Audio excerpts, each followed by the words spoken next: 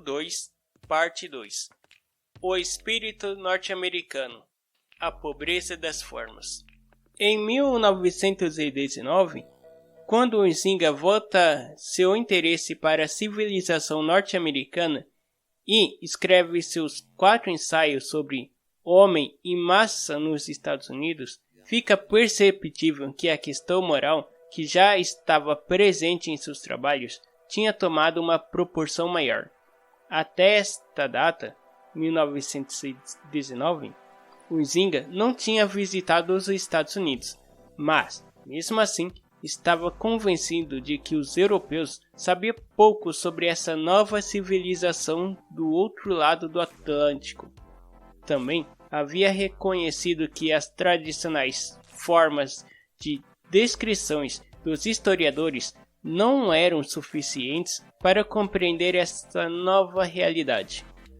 Ao analisar a ciência social norte-americana, Huizinga destaca que estava inclinado a resumir toda a conduta e todos os acontecimentos sociais e individuais sob o aspecto de behavior. Isso estaria ligado estreitamente com o triunfo da psicologia social que naquele momento marcava, na visão de Huizinga, as diversas disciplinas que se agrupavam em torno da definição ampla de ciência social. Nessa perspectiva de análise baseada na psicologia social, a explicação dos fenômenos da sociedade estaria limitada a uma compreensão de que estes são emanações de determinados tipos de conduta humana. Entenda-se que as ações são determinadas por fatores da natureza e do meio, sem que a personalidade pudesse se afastar dessas formas determinantes. O homem seria então produto do seu meio social, de seu habitat. Acreditava-se então a inexistência do homem que não atuaria e não pensaria por si só. Suas ações seriam resultados de interações entre diversos elementos que determinaria os caminhos possíveis. Outro elemento que participaria desta concepção pragmática da vida e a escolha, segundo Huizinga, do norte-americano pela figura bíblica de Marta e não de Maria. Para eles, foi Marta que escolheu a melhor parte. Ao posicionar-se dessa forma, o norte-americano revela sua postura diante do mundo. Ele vivia para isto, o aqui e o agora. Para compreender melhor essa crítica de Huizinga em relação à psicologia e à sociologia dominante nos Estados Unidos, que compreendiam toda a arte e religião como forma de escapismo, é preciso retornar a algumas obras anteriores, onde esse historiador argumenta que o homem, para fugir da miséria da vida, elege para si um ideal a ser alcançado. Ao contrário do que pensavam os norte-americanos, este historiador não vê nessa busca uma forma de evasão e escapismo.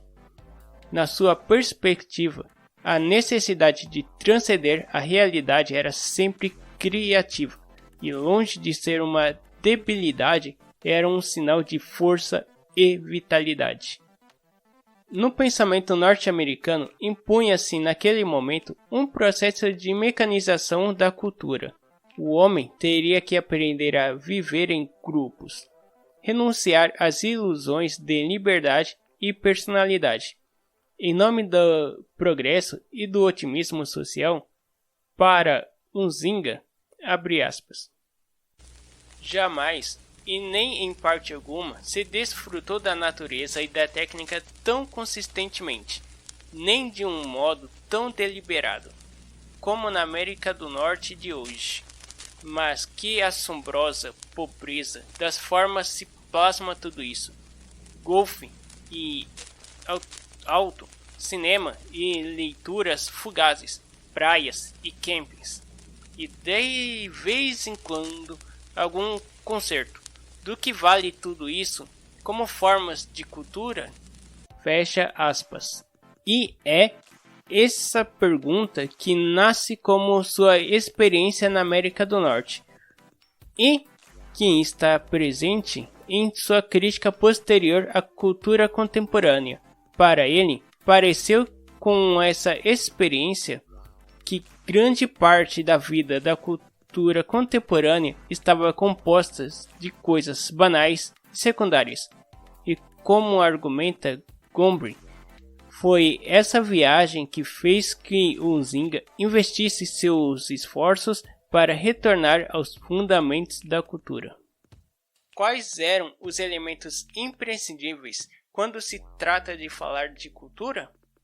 E é essa pergunta que Huizinga tenta encontrar uma resposta a partir de então, em 1935, com o livro Nas Sombras do Amanhã, e é que esse problema passa a ocupar definitivamente o centro das preocupações intelectuais desse historiador.